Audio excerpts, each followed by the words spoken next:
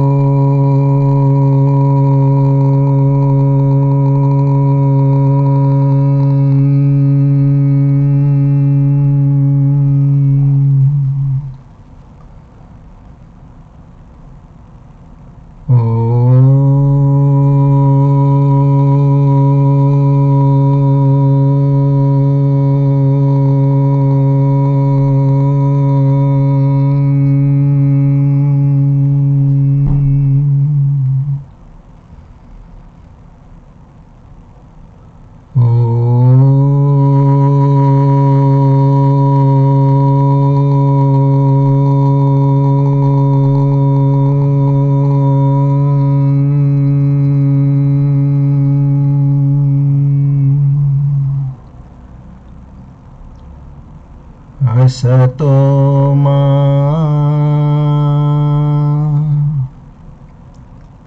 Sadgamaya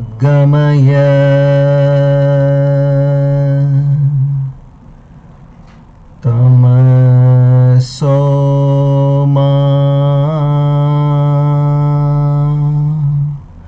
Jyotirgamaya Mrityorma Amritam Gamaya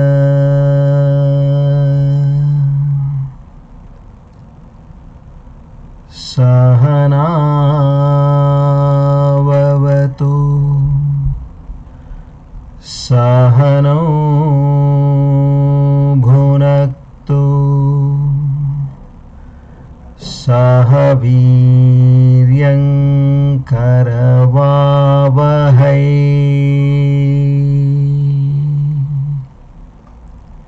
Tejasvinavadhitamastu Ma Vedveshavahai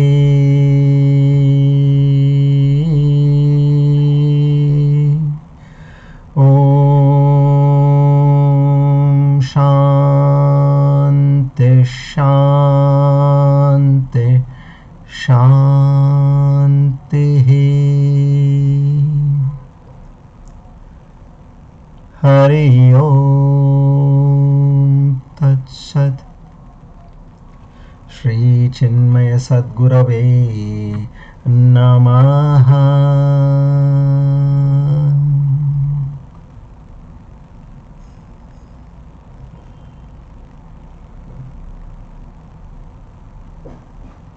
O God, the Almighty, the Omniscient, the Omnipotent, the Omnipresent, who also has the divine names Adidevaha Purandaraha,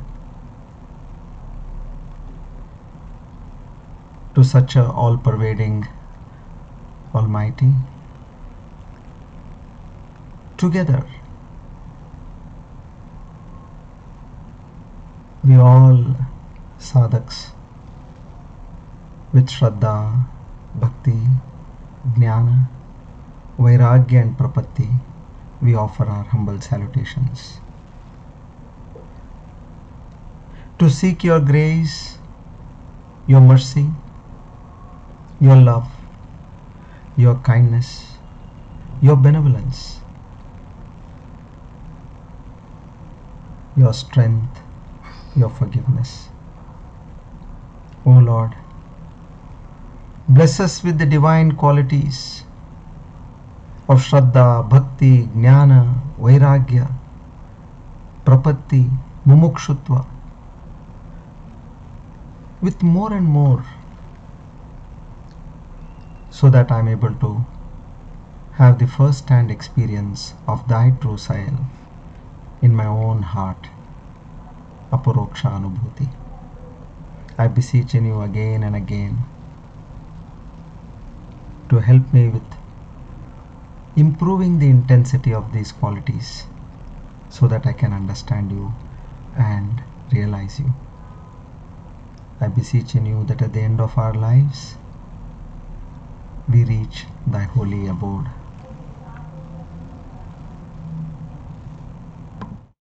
Om Tat Sat. By the grace of God and by the blessings of the Guru Parampara, today we are on our Divine Discourse number 334. On the 30th of May 2023, Shobhanakrit Nama Samvatsara, Uttarayan, Grishma Rutu, Jyeshtamas, Shukla Paksh, Dashmi, Hastapurna Nakshatra, Siddhi Yoge, Vanijakarane. On this auspicious day of Tuesday and the auspicious time of the evening, together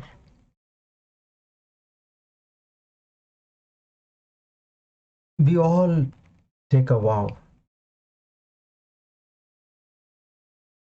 that whatever is happening to us in our lives, whatever comes to us in our lives by way of incidents,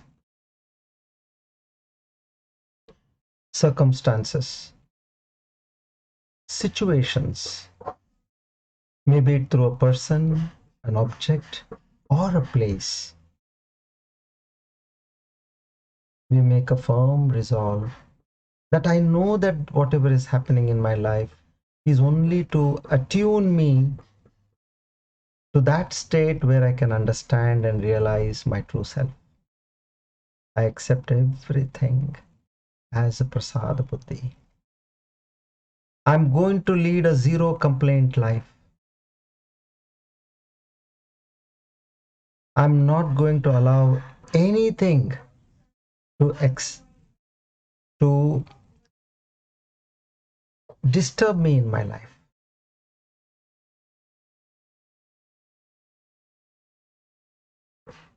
So with these affirmations, I once again seek the blessings of the Lord and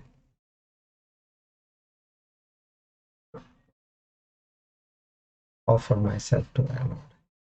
Om Tat Sat. Our humble salutations to Guru Parampara.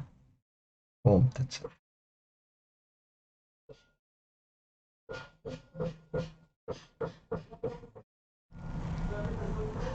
Good evening. A very warm welcome to all of you. Come. So now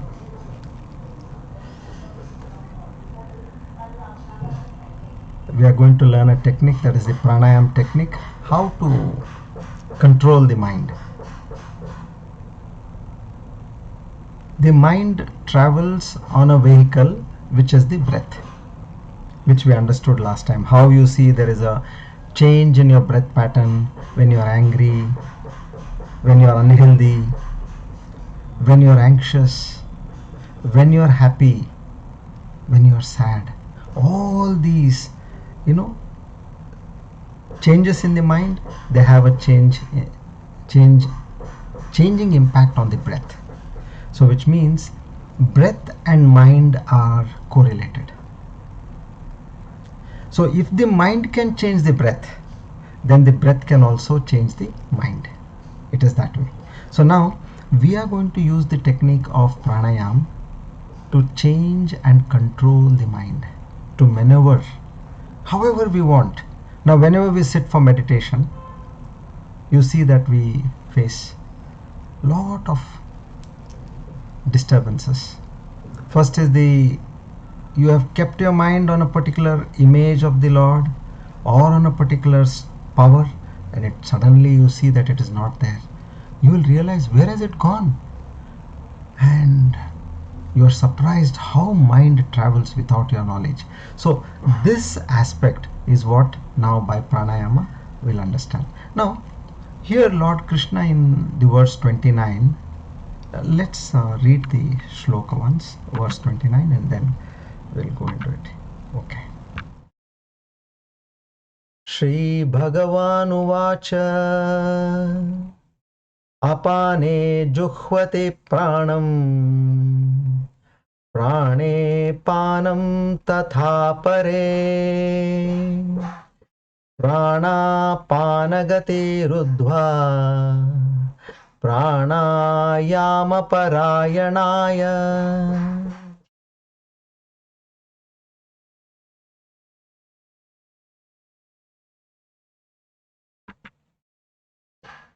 So here he takes pranayama as an yagna.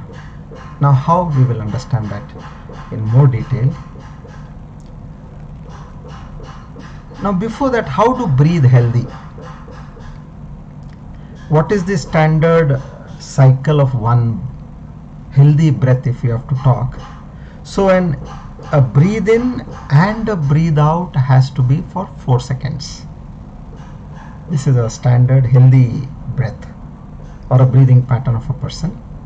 So which means in 1 minute, which has 60 seconds, you have about 15 breaths going in and out together.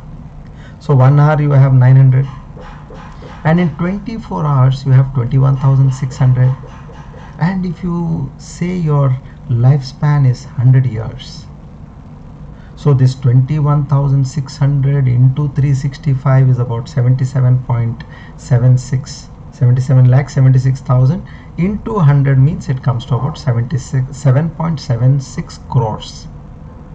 So if one person is able to breathe one round, is just doing fast breathing, meaning he is unhealthy. So what happens, let's say if he does in 2 seconds, that means automatically his lifespan comes to 50 years. If he is doing it in 3, it comes to 75 years. What the Shastra says, when you are born, the number of breaths you are going to take, inhale and exhale, that is pre-decided. And the number of morsels of food also you are going to eat is pre-decided. Okay, so now what happens is, if a person, if he maintains a healthy lifestyle, then the number of breaths go down per minute and naturally your lifespan increases. But if the same person, if he gets into an abrupt lifestyle, what happens is his health deteriorates and naturally his breathing pattern increases, and he is consuming that quota of number of breaths in a shorter span of life. Okay, so as you see, there are so many yogis who are in the Himalayas who are able to survive with about 8, in one round they take 8 seconds. So now naturally what happens is, now we take say 15, which is a normal healthy, they are taking about 8, meaning it's 50% of what a healthy standard is, which means then their lifespan goes to 200 years. So there are yogis who have lived up to 200 and even 200 plus years. In fact, the Sukshma Vyayam Yoga which we are practicing, Kartikeya Maharaj, who was in the Himalayas, he has lived for 240 years. These don't come in news because they are not interested in all that, and they are not even known to many people, but I'm just telling you for the for our understanding. So now here in Kumbhaka, now you have 3 modes. One is Puraka, where you take in breath, and the second stage is Kumbhaka, where you hold. Kumbha means it is a pot, so you hold, as you hold in a pot, you're holding the breath. And Rechaka is where you give out breath. So a practitioner in this state, where he can increase his lifespan by doing this pranayama shakti, because this Kumbhaka generates enormous amount of prana shakti. His lifespan increases, it purifies his bloodstream and his entire body. And then knowing the power of the Lord in his breath. See, when you are conscious about your breathing, you are literally able to see that prana means what? That God. Now after having learnt all this, you are able to understand that this consciousness, this awareness, everything is there because of this prana. And the sadhak literally sees prana he sees God in that prana. So by observing the Lord in this process, what happens is this pranayama itself burns all the sins, because he is continuously meditating upon that Lord. So wherever this prana shakti, it decreases in one's body, then the person's immunity drops and the person gets unwell very soon. And we also talk of aura nowadays, what we call as tejas, we say, all this comes from the prana shakti. The one whose prana shakti is strong can also heal another person with his own touch. Jnanis could actually transfer that divine knowledge just by a touch. And if you have seen many saints and yogis, they do not allow the general public to come even near them. If you have noticed, the only reason is they want to protect their prana shakti from getting adulterated or diluted. That their aura, which is around them, they want to keep it intact. So they say, you want to prostrate to me, or you want to do salutations, do it from a distance, 3 feet, 5 feet, 7 feet, that way. They say, no, this is your limit. From here only you can offer your pranams. So the custom of the young ones also touching the feet of the elders is only to get those vibrations. What happens? You're prostrating to your father, let's say, your mother, your parents. They may not be a yogi or a great saint, but they have that love and affection for you. And nobody else in this world is concerned about their children's welfare more than the parents. This, unfortunately, the children don't understand. They have that heart. Who will want their children to suffer? So that basic intention that they want their children to prosper in life, that vibrates energy in the parents. And the moment the child touches the parents' feet, they transfer this prana shakti. And also, why do you think that this brahmacharya, celibacy, has to be followed by when you are a person who is practicing spirituality? Not even spirituality. Say, for example, you are conducting a puja at home, which is for about 2 days or 3 days. When somebody has passed away, then you have, say, the rituals for 13 days or 16 days. Now, during that time, when there is a yagna or a puja or anything related to the plane of higher consciousness, you are strictly advised that please follow celibacy. Now, there is a reason behind it. The reason is that our body is made up of 7 dhatus, which is known as Annamaya Kosha. Okay.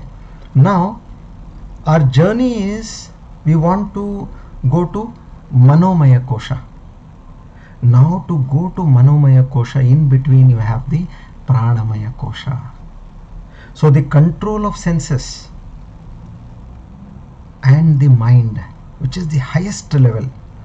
Unless and until, see, you are aiming at something, you want to shoot, let's say, this bow and arrow, you need to have a focused mind and a stable body also as well. You may have a focused mind, but if your hands are shaking, you don't have a strong body, then what happens? You will miss the target. So here it is very clear that the Lord says, if you want to achieve mastery over your mind and your senses, first take care of your Annamaya Kosha. The 7 dhatus which are there, and just to give you an idea, what are these 7 dhatus? First is the rasa, the lymph, okay, then the rakta is the blood. So the food which is there, it slowly gets converted. So it is first the lymph, and then the blood, rakta, then mamsa, it becomes muscle. Then after becoming muscle, then slowly it becomes fat, medha. From medha it goes to madhya, that is known as bone marrow. And from bone marrow it becomes asti, it becomes bone. Now I am coming to the crucial point. After it has crossed the stage of being a bone, then it becomes known as, the seventh dhatu is known as shukra. Shukra means semen. Now this shukra, which in Sanskrit or in our regional languages we call it as virya, which is the vital essence. So now we should know that this virya does not remain only in the productive organs or the reproductive organs, but it pervades the entire body and it radiates a subtle light, which we call it as the body aura. How an aura increases in a person is the more and more a virya person gathers in himself, because it has crossed all these stages and it has come to that pure subtle form known as shukra. This is when you have that high octane energy in you to cross over. What you're going to cross? You are in the energy is in the Mooladhara and chakra. The first one is the Mooladhara chakra. Now that is where all your sensory pleasures are kept. See how God has created, because He wants people who have that determination and who are ready to sacrifice. Only they can rocket to the higher level. It's not everybody's cup of tea.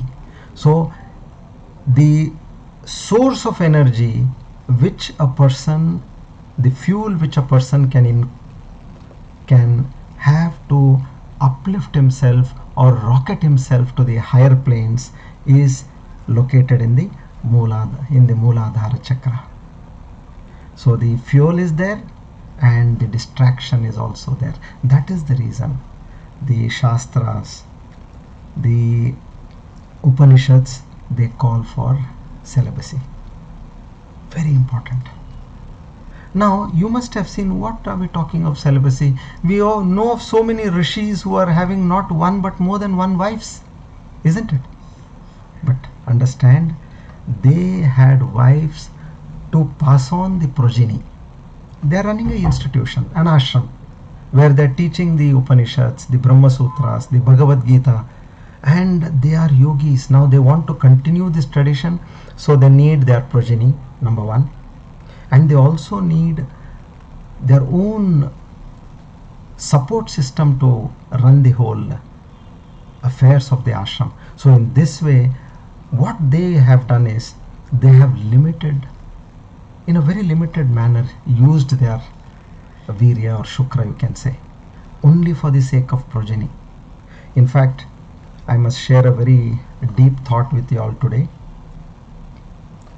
When I took up the course in 2011,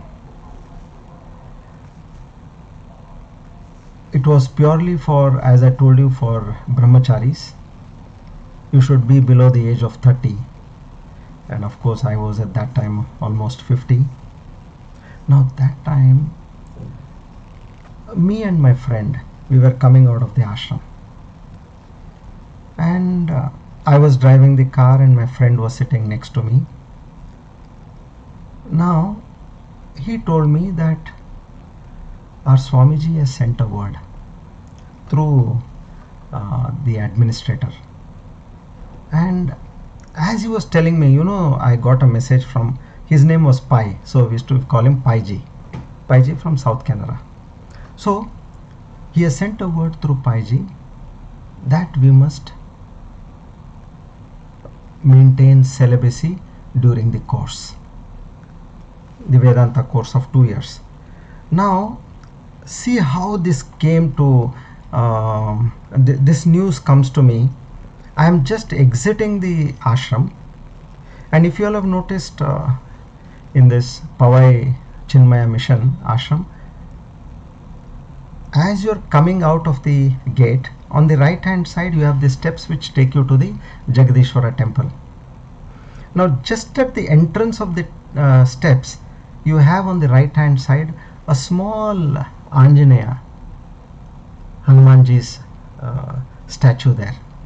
So it was my routine that every day when I was crossing that ashram, I used to bow down to Anjaneya Swami, take his blessings and move out. So I am just bowing down to Anjaneya Swami, and my friend says that this is the word which Swamiji has sent to us: you must maintain celibacy. And I'm looking at Anjaneya Swami with my eyes, and into my ears the celibacy issue comes, and I said, yes, done. Now I'm looking at Anjaneya Swami and saying, yes, it is done. And then I tell you, that was the strength which came into my life, that yes, it's already over now. This issue has come and I have to practice. And for that entire 2 years, it was that hardcore practice of celibacy, 100% brahmacharya. And now the question comes, your course is over in 2013. Now then again, you are a grahastha, then there are high chances that you get back to your grahastha ashram. But I said, after having the knowledge, there is no point in going back in life. Now from grahastha ashram you should move to vanaprastha ashram and then to sannyas. And why is it that I have to go back? Then we made a resolve that we are not going to continue grahastha again, and I continued with that brahmacharya. So till date, it's now almost 13 years. This is that enormous. Why I'm telling you this is, I'm not a sannyasi, but this is one of the aspects which will take you to that situation. Now you have that fuel in you, that energy, that potency which can rocket you to higher planes. As we all know that neither your mind nor your senses can help you in realizing God. What can help you is this subtle ojas energy which God has given us, is given to all of us. Now whether you use it for your sensual pleasures or you use it to go to the higher planes of consciousness, it is in your hands. And how you can moderate your life in terms of this aspect, now you have to take a call, a conscious call, and moderate in the way you can. There is no force, no compulsion. Like as my Swamiji told me, I am not telling you all this, but I am just telling you my own story, which has definitely helped me. Even till date, be it on the health front or be it on the understanding capabilities, there is some kind of a urja, what we call, which is already always ignited in you, and that it keeps taking you to higher planes. So this way, to move from the Mooladhara, Swadhisthana, Manipura, Anahata, Vishuddha, Agya chakra, you can reach to the Sahasrara. For that you need this fuel. Now you have, say, basic fuel for cars, right? Now high octane you have for the aeroplanes, and a much more high octane petrol you have for the rockets, because each one needs a certain amount of power to get out of the gravitational pull. So we have to come out of the gravitational pull of this Maya Shakti. So for that we have to generate the power which the Lord has given us. So in this way, these from the Annamaya Kosha to Manomaya Kosha, we have the Pranamaya Kosha in between. So one has to reduce soliciting our senses, which are primarily in the bottommost two chakras, and you have to take off from that place and reach the higher planes. So now we will start with the pranayam, what we had understood in the last class.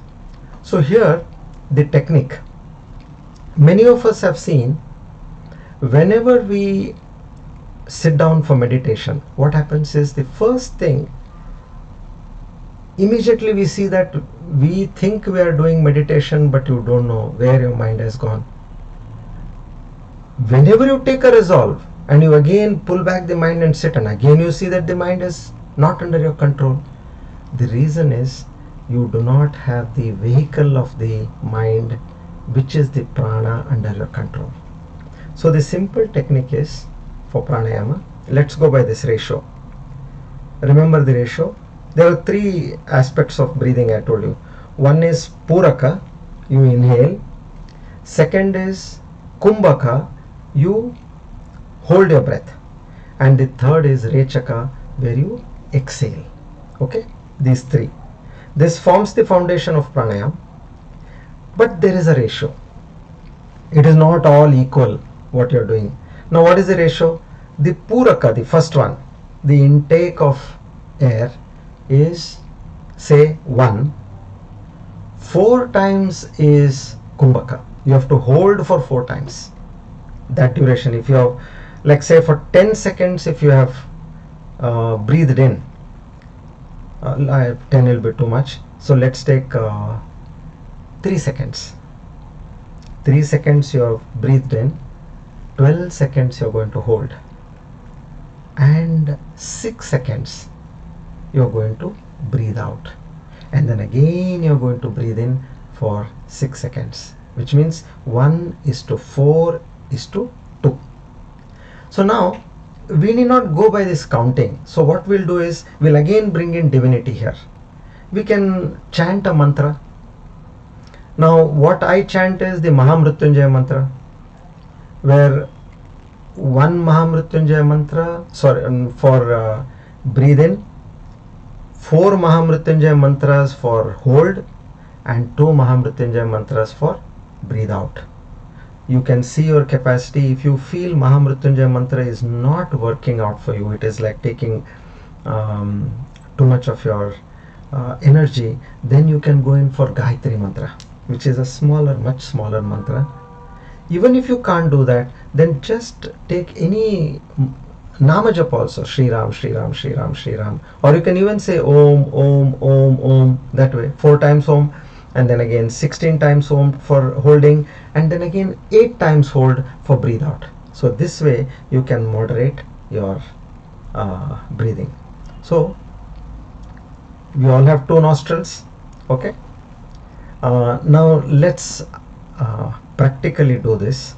I'll show you, and then you all can also practice by yourself.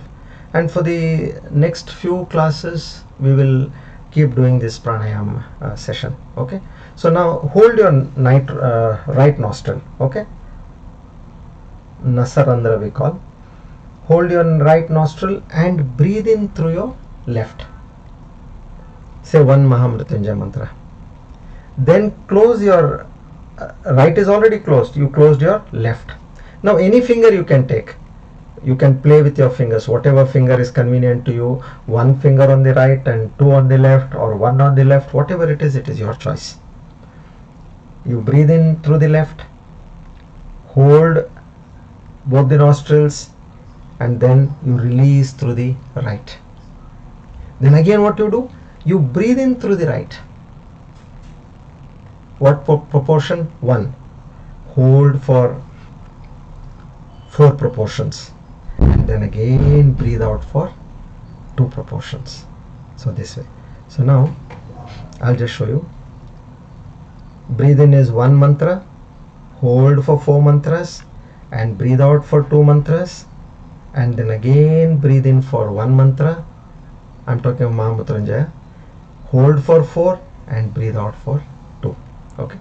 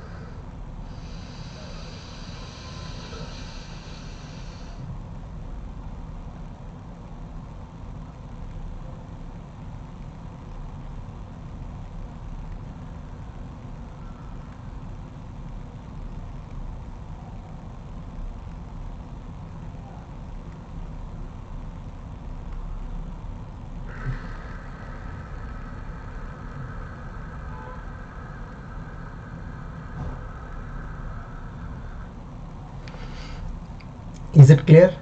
Anybody has doubts? I'll just watch your question section. If you have anything, please let me know. Let's understand your questions. So hold your right nostril, breathe in through your left, and then close your left. Hold for 4 times of what you have breathed in, and then again exhale through the right nostril for 2 counts, and then again breathe in with the right, hold and exhale. I'll wait for some time. Please send me if you have any questions. I'll answer them. You all also please try in the meantime as you are listening. You can try once, so that unless and until you try, you won't be able to ask questions, because you will know where you're finding difficulty only when you try. But nevertheless, we can always attempt to this later as well, in terms of the questions in the next class or wherever.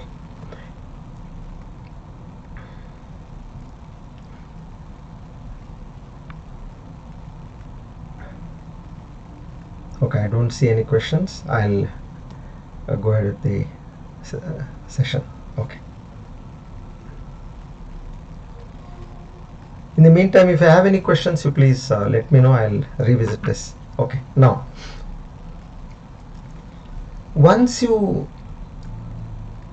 now you should also remember, pranayama it's really good and harmless as far as you're doing that rhythmic deep breathing. And now if you want to slightly go to the next level, after you have felt that you have breathed in to the maximum, there what you do, you take a little more breath. Same is in the case, you will have to moderate your hold, and also when you have breathed out, then push a little more, and that's how you'll be able to increase your lung capacity and the prana shakti in you. This is how you should go ahead, and the mind will become calm. That is one thing. Sometimes let's say you got up in the morning, you feel your head is heavy. I have not slept well. Just start doing this Gayatri mantra or Mahamrityunjaya mantra pranayam. In about 4 or 5 rounds, you will see, suddenly you will see how fresh you have become. That is the power of this prana shakti. And also remember, when you are practicing pranayam meditation, you should be properly connected to a sattvic diet. That should be one very important thing. You should not just eat any rubbish food which are for to please your senses, because nowadays all this oily stuff and the sweets especially, they are loaded with sugar. Please never ever even touch it. Could be from the best outlet, wherever it is. Don't. You make your own sweets at home and have whatever you can at home, because you know what is there in it. What comes from outside, you really don't know what it is. So as a sadhak, as I told you, this control of senses, this is extremely important. We are not here to just while away our life, our precious life which God has given us, and He has given us this platform to evolve. Now let's say you have got admission into one of the best universities of the world. Okay, having got admission over there, you're just going to while away your time in coffee shops without attending classes. What your intention should be, now I am in the best number 1, number 2 of the world, let me study and come out in flying colors. So being so fortunate to have got to this stage, now we have to focus. What to tell you of what you're going to get after this? It is not 10-fold or 100-fold, 1,000-fold. It is, you can't put a number to it, million-fold, multi-million-fold kind of a benefit you're going to get. That will be your nature after you have become one with the divine. So aim for that. If you are a true negotiator, aim for that which is ultimate, and follow all this. This is something which is important in our life. Now, a question comes to our mind where, let's say I have got this knowledge, okay, And at some point of time, you don't know, as you grow old or for whatever reason, let's say you got a brain stroke or a heart stroke or whatever it is, while you are pursuing your career, your spiritual career, now you mean to say that everything what is there in the mind will go away, because now you are learning. Now you get a stroke, is it that it will go away? And your freedom, your moksha, what will happen to that? No, Lord Krishna very clearly says this is not dependent on that knowledge. Now you have learnt. So you have moksha because your nature is that Brahman. Your true nature is Brahman. Now as we have understood, what are we? We are that reflected consciousness, Chetana Shakti. Already you have it. It is not that it is going to come. The knowledge does not produce moksha. Please understand. Knowledge does not give you liberation. You already are liberated.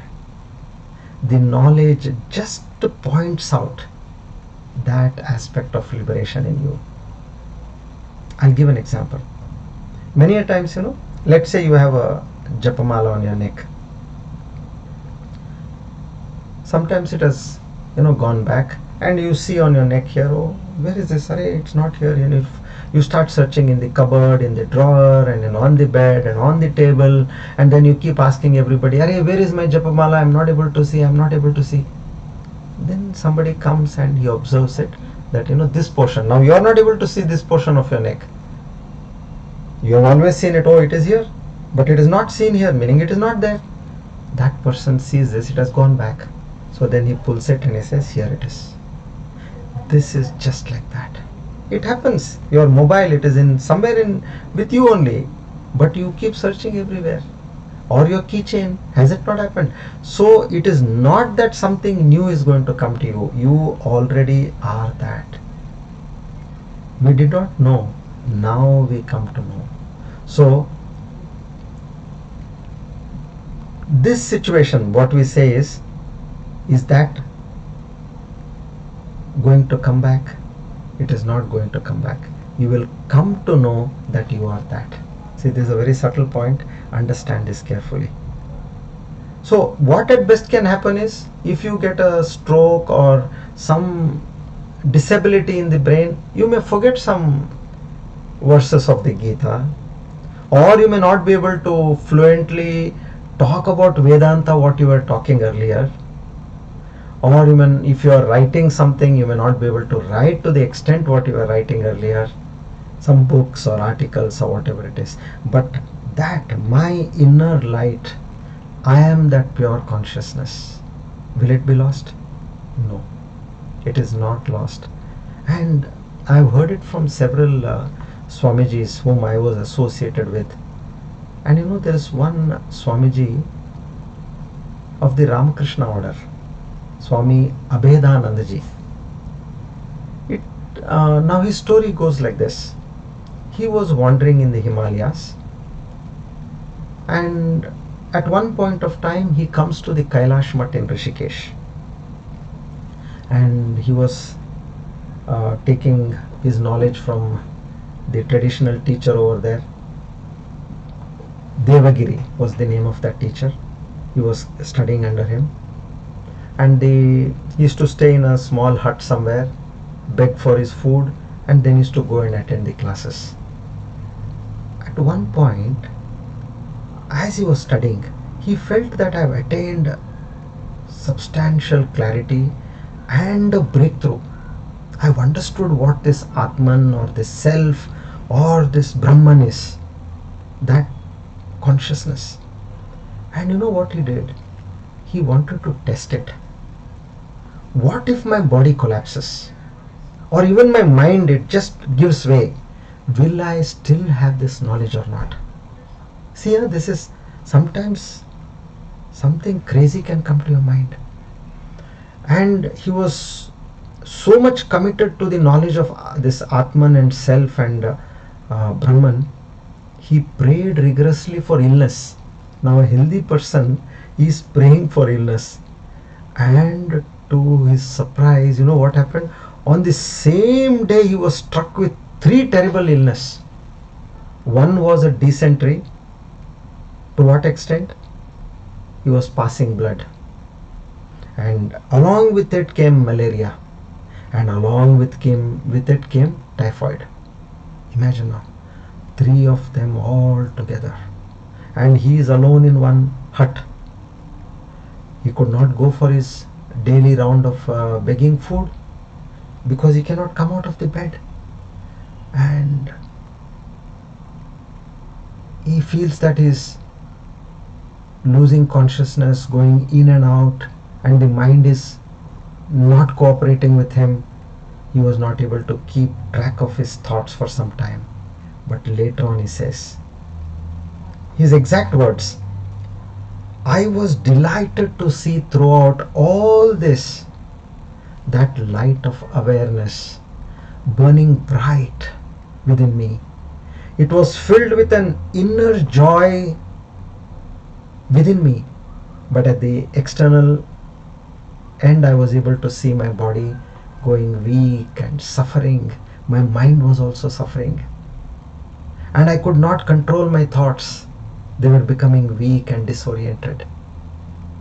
And that is when I realized that this body is nothing but a piece of equipment. Both this body and mind, it's nothing but an equipment. And when it is weak or ill, or it may even die. So this way he writes in his biography his own experience. This is the power of knowledge. What? Once you know this, till the time you know what it is, go on asking questions. Bombard with questions to yourself. If you are not getting answer, wait for some time, you will get it in your discourses. Progress on that. Or ask your guru. Get the answer. But once you have known it, that very moment, you have to do nothing. Then thereafter, whatever happens to your body, whatever happens to your mind, you don't have to, because it is already there. Meaning you are not getting something from somewhere. It is there within you. You only got to know that it is here. Say for example, you want to buy a diamond ring, let's say. Now for that you need money, and you need to go to a shop, and based on your budget and whatever is your liking, you fetch something.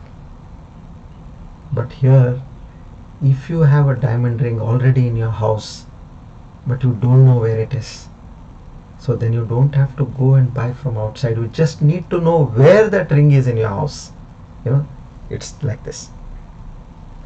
Our true Swarupa, or our nature, is that God Himself.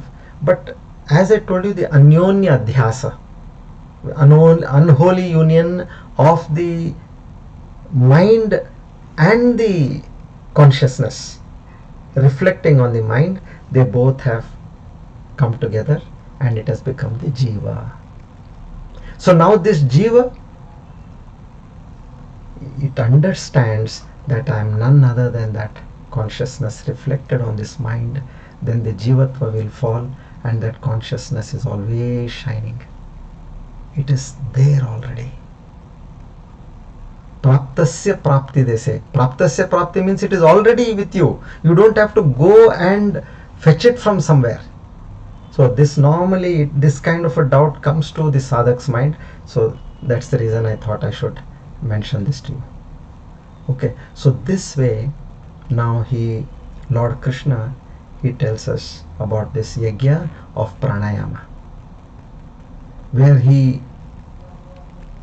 says this one full shloka is for this particular pranayama. If you see, he says this is that which controls your mind, and with that power of your prana, and at the bodily level you have the fuel. Now I told you prana is the vehicle for the mind. Now the vehicle is there, and you have the high octane power of the body where they have conserved that shukra, that virya. Now you have a high powered vehicle with the high powered fuel, and then when you sit on the mind can go to wherever you want. That is the crux of this understanding. Okay, now we move to the next shloka, verse number 30.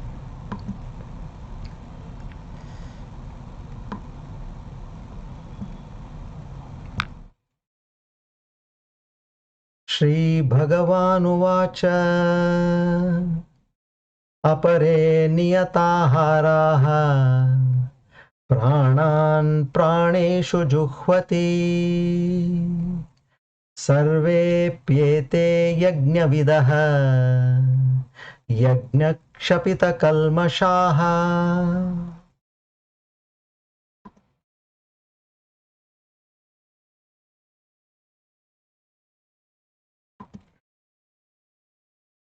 So here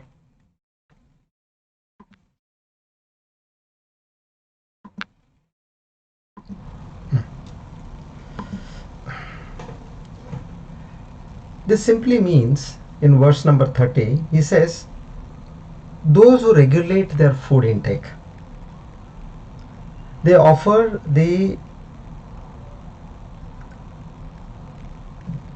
control over their food as a sacrifice. And when you are offering a control over the food, meaning automatically you are having a control over your senses.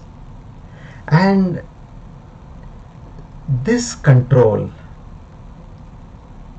when it is established, what happens is the knowers of this sacrifice, yes, I have controlled my, like tomorrow is Ekadashi, I am not going to eat food.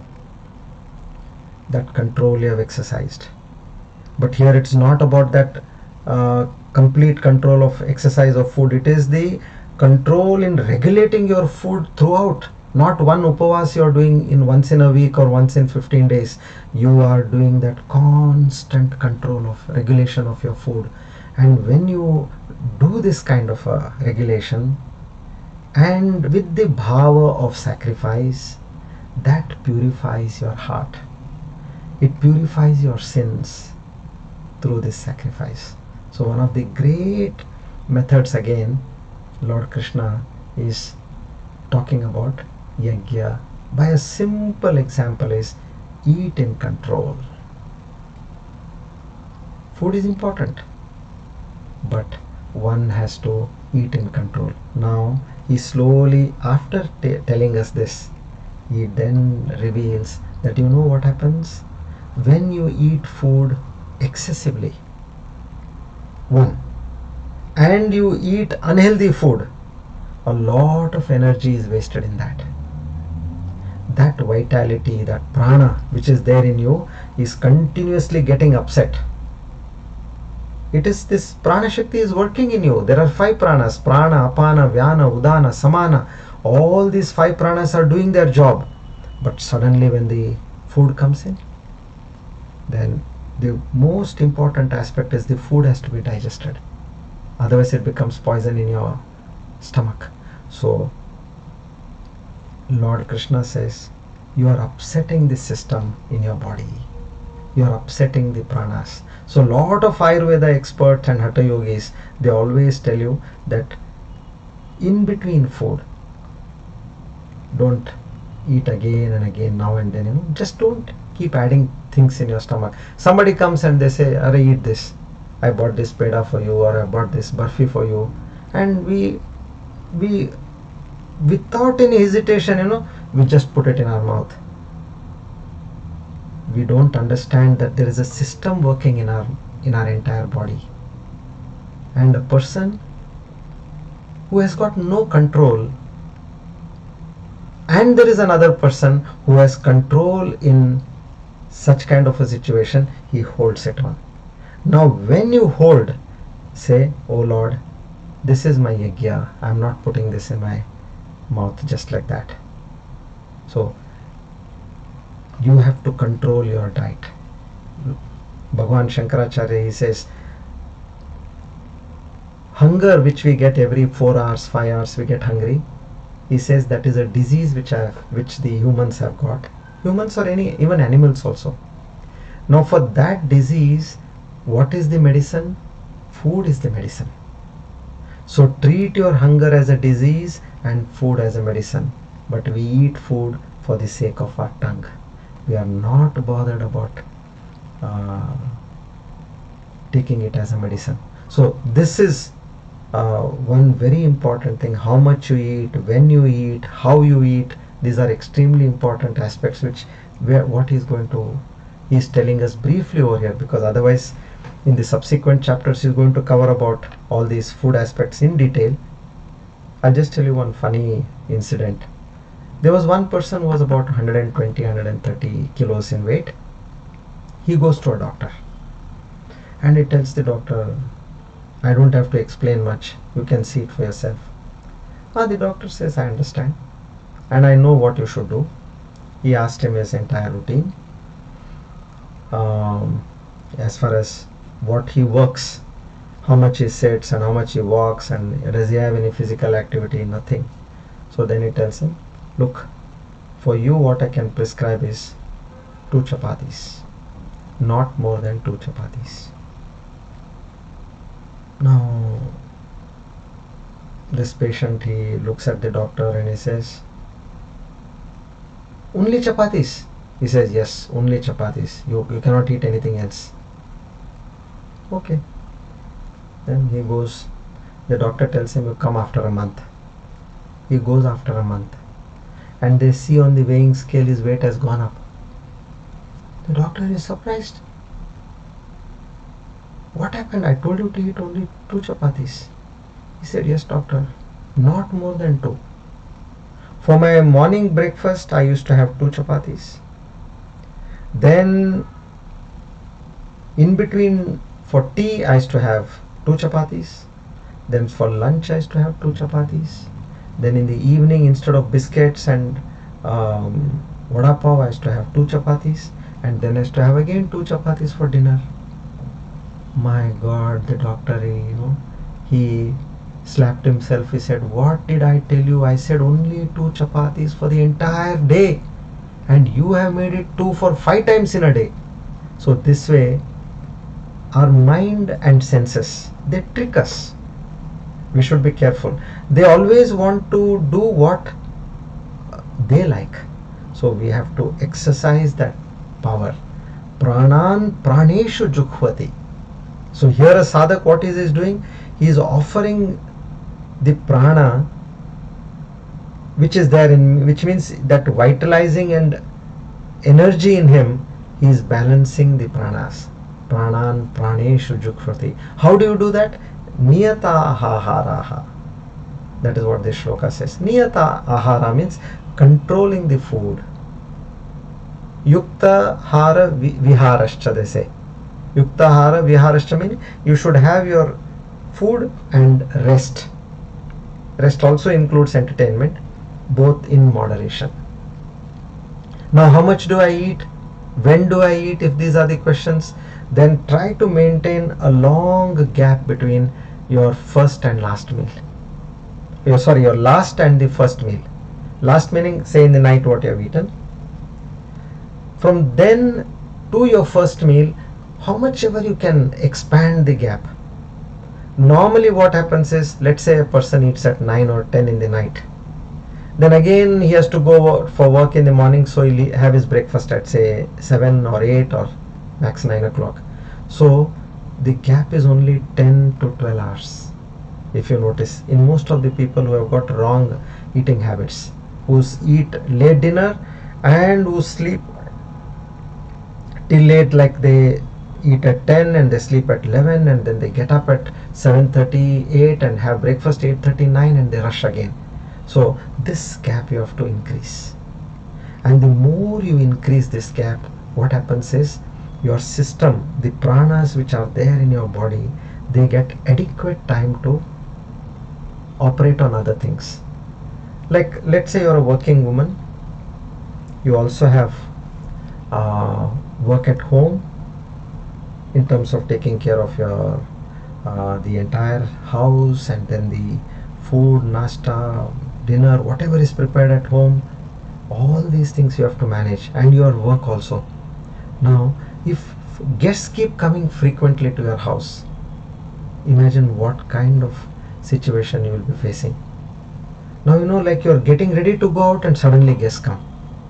You can't just leave everything and go. Then what happens is you'll have to spend time with them, and then you go back late again, and there you get a firing from your boss or from your client or from whoever it is. So this eating food in between, it is that kind of a disturbance which gives us every now and then. So we have to manage our food, regulate our food intake in terms of the time. And I'll tell you the scientific reason. Now, in fact, since last about 2 months, I have moderated my eating. Now my last meal is at about 5:30 in the evening. Now, since we have a class at 6, I have to be ready to set up things by 5:30. So I have already had my dinner at 5 o'clock. So now when is my breakfast? My breakfast is going to be only after 9 tomorrow morning. Till then you can drink water. You are not supposed to take anything else. The reason is, whenever some food goes into the body, there is a sugar spike. And when there is a sugar spike, then each and every cell in your body, it has a brain, mitochondria, an individual brain for the cell. Now that mitochondria, it opens up. It sees that sugar spike, and it immediately, it goes haywire. Otherwise it controls whatever enters the cell. It scans. Like as you have, like say for example, you have a security at the airport, so where everybody is scanned and proper people enter without any ammunitions or dangerous material. All that care is taken care of. In the same way, this mitochondria, it manages whatever enters the cell. But when you have spikes of food coming in, it does not know what to do, and it just opens the gate because enormous amount of sugar is coming in. So a very simple example is, whenever you're eating any starch, like we eat chapati or rice or roti, now this is going to give you a sugar spike. At that time, just mix it with ghee or butter. If you're having rice, put ghee. If you're having a roti, take butter along with it. And before that, one other important aspect which you can do is, start your meal with some salad. Just eat some slices of carrot or tomato or cucumber, radish. So what happens is, then the sugar spike gets adjusted. It is moderated. And if you eat your starch, carbohydrate food with ghee and butter, then it is perfectly in place. Now another reason why we should moderate our food is in this way. There is something known as telomeres in our body. Now when we are born, we have about 12,000 pairs. Now what is the job of this telomeres? It is like a photocopying machine. Now as you have seen a new copying machine, you give them something to be photocopied, you will get exactly the same copy. Sometimes you will not be able to distinguish which is the original, to that extent. So which means the photocopying machine has got all the characteristics to replicate or duplicate the copy. Now as the machine gets older, what happens? You will see that the copy starts fading. It fades tremendously. Now this telomerase is, this is something which is in our DNA, and as the cells keep dying and being born again, what is the rate of cells which are dying every minute? In 1 second there are 10 lakh cells which are dying, and another 10 lakh cells are being born. So this is the amount of activity which is going on in us. So never think that you are the body. It is some great superpower which has created this body, maintaining this body. So give up your ownership. Okay. So now this 10 lakh cells, now they produce another 10 lakh cells. So this telomerase is the kind of the machine which copies. Why do people, as they age, you have seen, suddenly they look, different? Why? It is the photocopying machine which is deteriorating. As far as you are young, the machine, it has got 12,000 pairs and the copying goes on fantastic. By the time you are 55, 60, from 12,000 pairs it comes to 1,500. That is the deterioration naturally which happens in your body. So if you want to reduce this deterioration, meaning the telomerase which are getting diluted in your body, you have to maintain this gap between your food. Automatically then what happens? The telomerase number, in fact, it increases. Forget about it decreasing. Slowly it starts increasing. Then your health will be maintained. Otherwise this telomerase causes heart diseases and then chronic diseases. It's one of the reasons. So we have to take care of our system. Unless and until we take care of our system in the right manner, we will not be healthy, and we will unnecessarily be putting all our energy into maintaining our body. So one has to eat well, sleep well, exercise well. For what? For achieving the highest purpose in your life, which is God realization. Shri Krishna Arpanamastu. Idam. We'll continue this Shloka number 30 in our next class. Hari Om.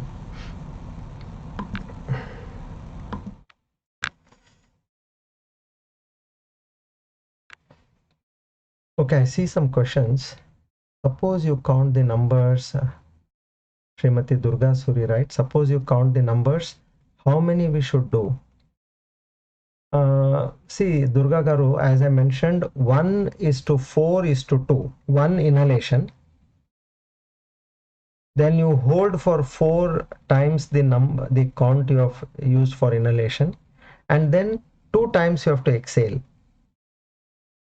and then again breathe in. And Madhubanti asks, it is Anulom Vilom? Yes, but there are different patterns, so you have to go by what pattern I am telling you is where for spiritual sadhaks. There are several varieties of pranayama. I'm basically talking of control of the mind. Okay.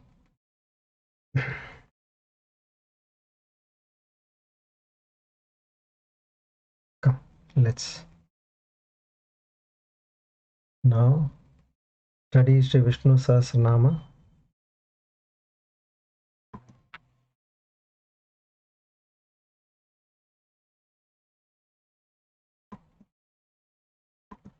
Today we are going to learn the last 2 divine names of verse 36.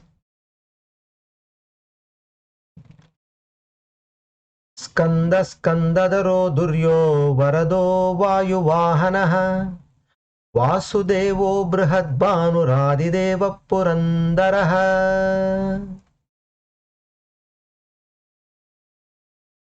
3:34 Adidevaha. One who is the primary source for everything. Who is that one? This Supreme Lord. He is the first cause of everything, and hence he is also called as the first deity, which means Adi Devaha. 3:35 Purandaraha, the destroyer of the cities. Pura means city. Destroyer of the cities. City is the well-equipped field for gathering endless experiences. The 3 cities through which we generally move about gathering our experiences in this world are the waking, dream, and deep sleep. On transcending the gross, subtle, and causal bodies, one experiences the self. And at such a moment, these three cities are burned down or blasted. The same ideal is explained in the Shiva Purana also. Accordingly, we can say that he is one who, as Maheshwara, performed the destruction of the three cities. That's why he is also known as Tripura Samhara, to such a divine Lord who is Adi Deva and Purandaraha. We offer our humblest divine salutations. Om Tat Sat. Now let's read the Dhanvantari mantra 3 times.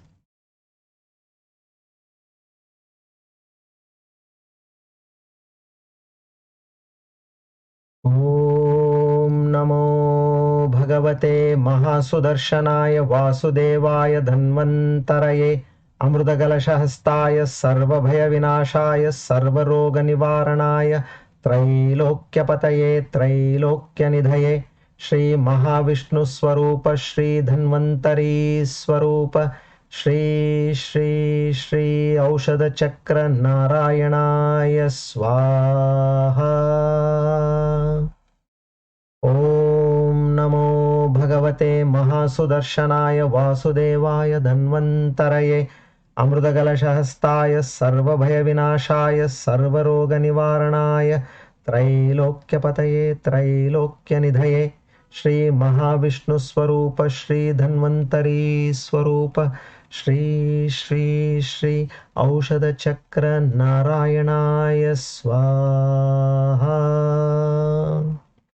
ॐ नमो भगवते महासुदर्शनाय वासुदेवाय धन्वन्तरये अमृतकलशहस्ताय सर्वभयविनाशाय सर्वरोगनिवारणाय त्रैलोक्यपतये त्रैलोक्यनिधये श्रीमहाविष्णुस्वरूप श्रीधन्वन्तरी स्वरूप श्री श्री श्री औषधचक्र नारायणाय स्वाहा।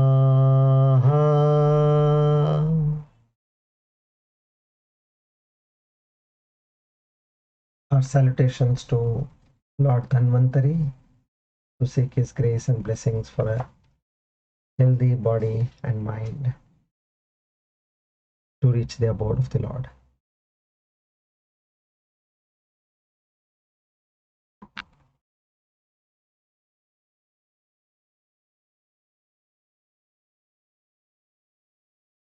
Now,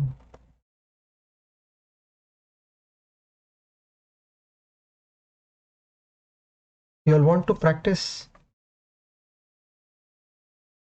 the pranayama today?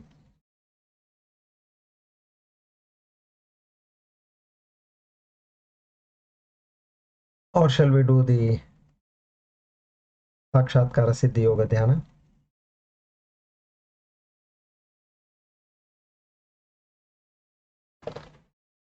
See, what I suggest is, let's each one of us do the breathing pattern what we studied, so that you're bringing in that knowledge into practice right away. So let's start with getting ready with a stable, comfortable sitting posture. Please make yourself comfortable.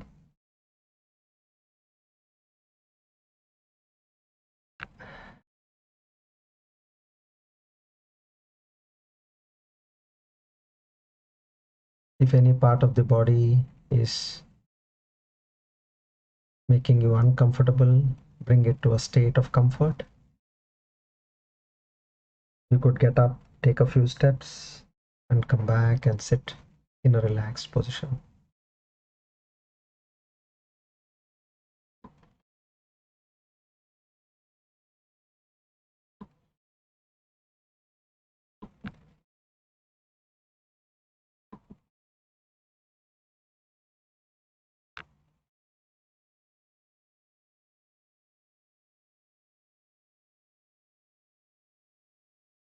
Now head, neck and spine in a straight line.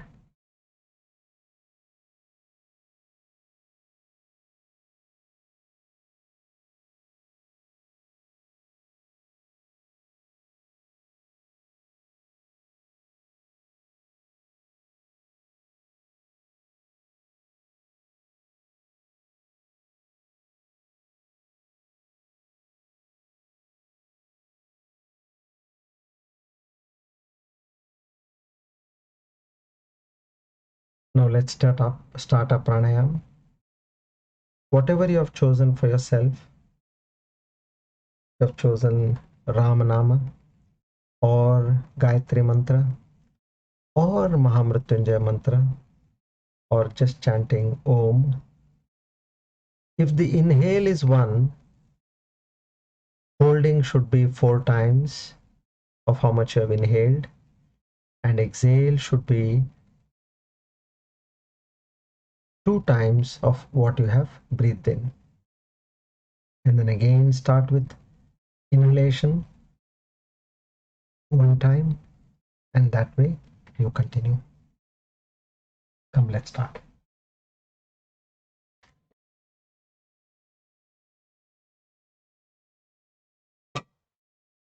Inhale, hold,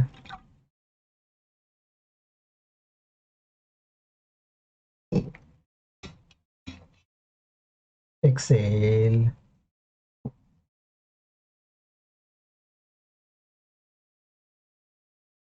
then again inhale,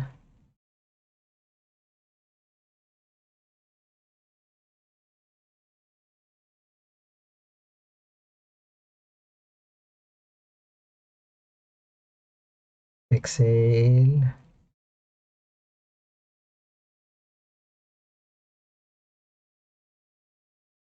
inhale, hold,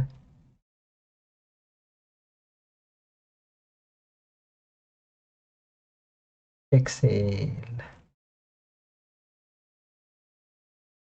Please do it at your own comfort.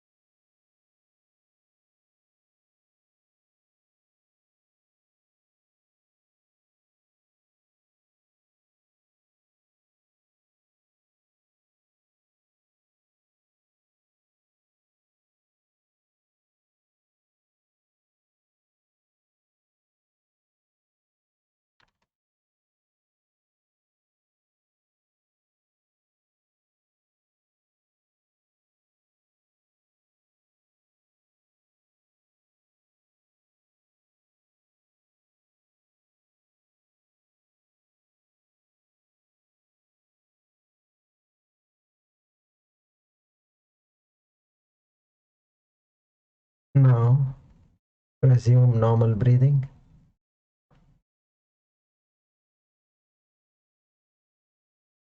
Observe your mind.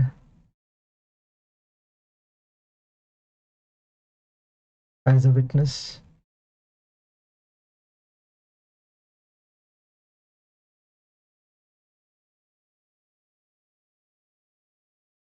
Observe the thoughts in your mind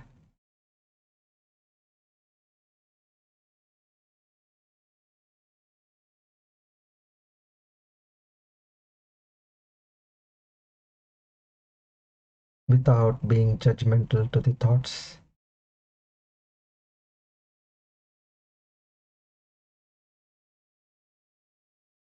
Observe the thoughts slowly passing by.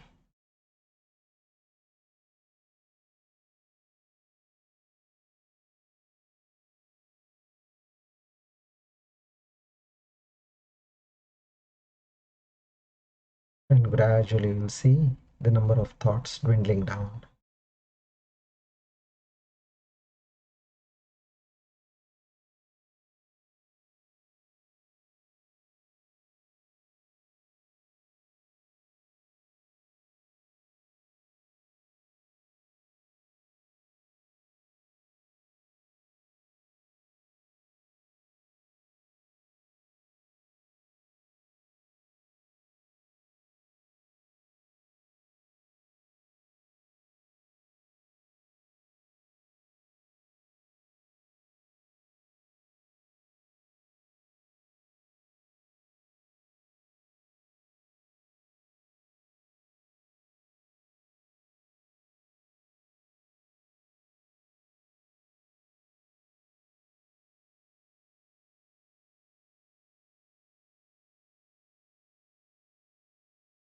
You are the subject watching the mind.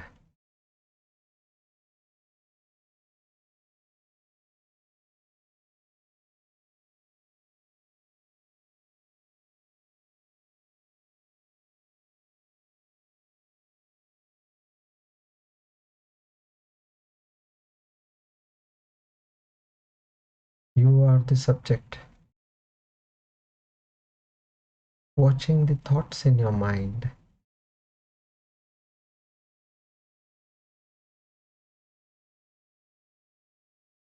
which are nothing but an object.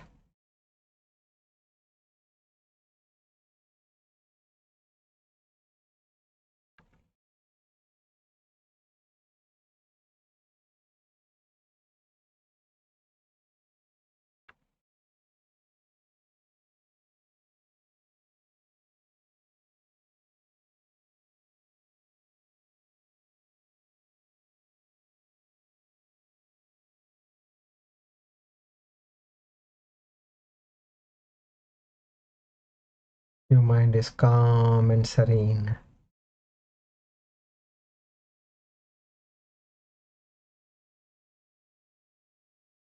much more peaceful than before.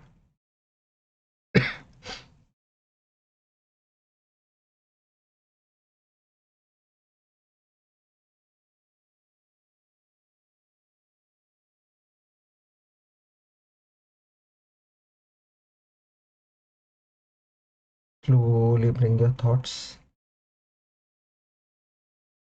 on your breath. Observe the inhalation and exhalation of your breath, the prana shakti entering you and going out.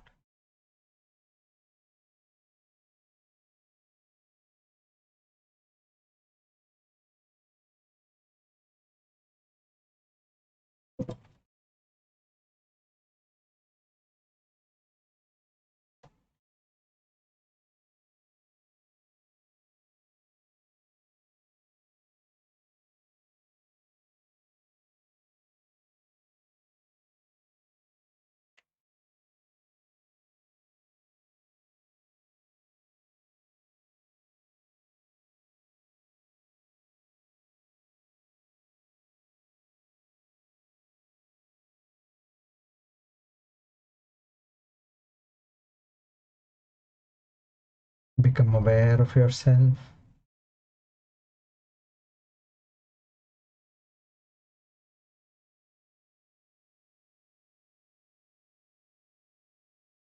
Become aware of the surroundings.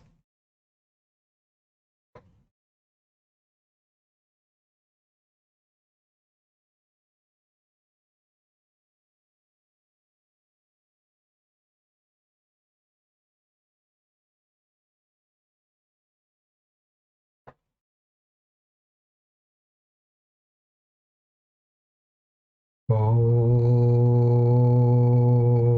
Purnamada Purnamidam Purnat Purnamudachyate Purnasya Purnamadaya Purnamevavashishyate. Om Shanti Shanti Shanti. Hari Om Tat Sat. Shri Chinmaya Sadgurave Namaha.